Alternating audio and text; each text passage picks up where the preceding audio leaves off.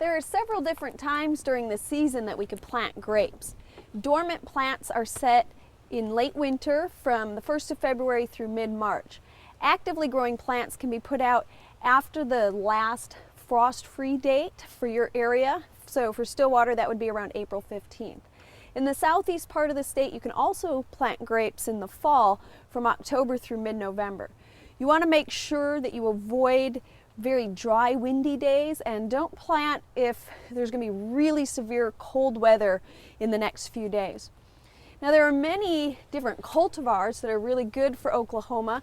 Fact sheet 6246 has a list of different cultivars and their characteristics. We're planting some cultivars from the Arkansas breeding program that have been trialed at the Cimarron Research Station in Perkins. And today I'm putting in Sunbelt. Now, these plants arrive from the nursery bare root, which means they don't have a soil ball around their roots. Instead, the roots are exposed. And as we plant them, it's very important that we get them back into the ground at the same planting depth that they were grown in the nursery. And how do we know where that is? When we look at the trunk, we can see some soil still on here. And also notice the roots growing out. So those roots were definitely below the soil surface, and we could see some soil right in here. And then the rest of this was above the ground. So we're going to aim for getting it at a depth right in here. We need to dig our planting hole, and I'm going to do that fairly wide. Plants are spaced 8 feet apart in a row, and if you have more than one row of grapes, you want to space your rows about 10 feet apart. Now, we want our hole wide enough that we can spread those roots out and get them in a very natural position. But we don't want the plant to get too deep.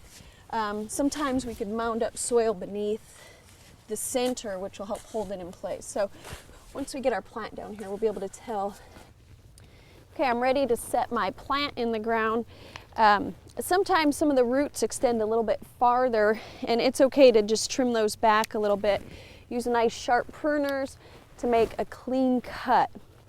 Now again, remember, we want the soil level to be the same as where it was growing in the nursery.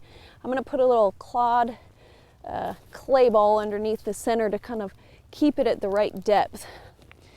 We're going to go ahead and gently pull the soil back over the roots, and we're going to press it in fairly easily. We don't want to press the soil very hard, but you want to be able to pull on the stem and not have it come up out of the ground.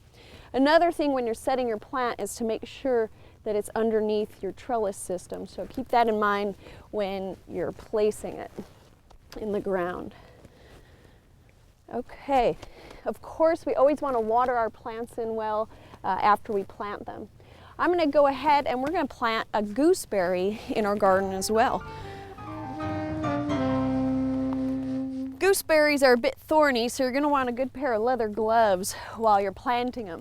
It's best to set your gooseberries while they're still dormant, so from the 1st of February through early March. Good cultivars for Oklahoma include Poor Man, Invicta, and Pixwell.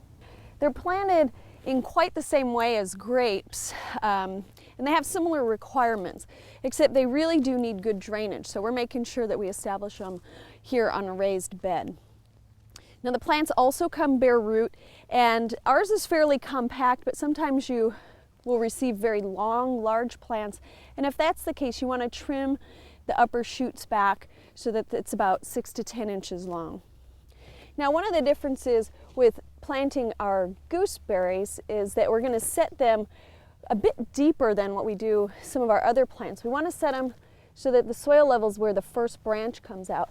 And what this is going to do is establish a nice bushy habit to the plant. Otherwise, sometimes they can grow more tree-like in a way.